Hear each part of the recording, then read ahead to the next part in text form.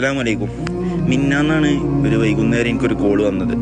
പൊതുവെ പേഴ്സണലി ഞാൻ സേവ് ചെയ്യാത്ത നമ്പറുകൾ ഞാൻ എടുക്കലില്ല, കോൾ ഞാൻ അറ്റൻഡ് ചെയ്യലില്ല. പിന്നെ വാട്സപ്പിൽ എന്തെങ്കിലും പറഞ്ഞ് വിളിക്കണ കോളുകളാണെങ്കിൽ ഞാൻ എടുക്കും. അപ്പോൾ ഇത് വീണ്ടും ഈ കോളുകൾ ഇങ്ങനെ വന്നപ്പോൾ എനിക്ക് ഡിസ്റ്റർബൻസ് ആയപ്പോൾ ഞാൻ ലാസ്റ്റ് എടുത്തു, ആ കോൾ ഞാൻ അറ്റൻഡ് ചെയ്തു.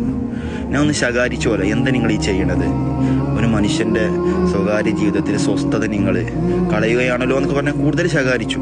അവസാനം ഞാൻ എൻ്റെ പറഞ്ഞു കഴിഞ്ഞാൽ പോലും പറഞ്ഞു, ഞങ്ങളിങ്ങനെ ഒരു 15ഓളം വരുന്ന എത്തിയും കുട്ടികളെ കൈകാര്യം ചെയ്യുന്ന ഒരു മാനേജ്മെൻറ്റിൽ നിന്നാണ് കോള് വരുന്നത്, നിങ്ങൾക്കൊന്ന് ഇവിടെ ഒന്ന് കണ്ടുപോകാൻ പറ്റുമോ ചോദിച്ചു. അപ്പം ഞാൻ ആദ്യമില്ല എന്നൊക്കെ പറഞ്ഞ പോലും ഇങ്ങനെ കൂടുതൽ വിശദീകരിച്ചപ്പോൾ എൻ്റെ മനസ്സൊന്ന് അവിടെ പോയി വിസിറ്റ് ചെയ്യാൻ എൻ്റെ മനസ്സ് എന്നോട് പറഞ്ഞപ്പോൾ ഞാൻ അങ്ങനെ പോയി. അവിടെ വളരെ വിഷമം തോന്നി. ഞാൻ അവിടെ പോയിട്ട് ആ കുട്ടികളെ കണ്ടപ്പോൾ എൻ്റെ മനസ്സിലേക്ക് ആദ്യം ഓർമ്മ വന്നത് എൻ്റെ ഉമ്മയുടെയും ഉപ്പയുടെയും മുഖമാണ്.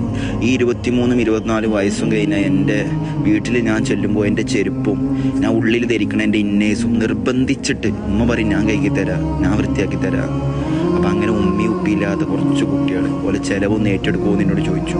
ഞാൻ അവരോട് പറഞ്ഞു, എല്ലാവരുടെയും ചിലവ് എന്നെ കൊണ്ട് ഏറ്റെടുക്കാൻ കഴിയൂല, ഞാനൊരു വീഡിയോ ചെയ്യാം, അതുപോലെ എൻ്റെ സാമ്പത്തിക അവസ്ഥ അനുസരിച്ചിട്ട് 2 കുട്ടികളുടെ എല്ലാ മാസത്തെയും പൈസ ഞാൻ തരാമെന്ന് പറഞ്ഞു.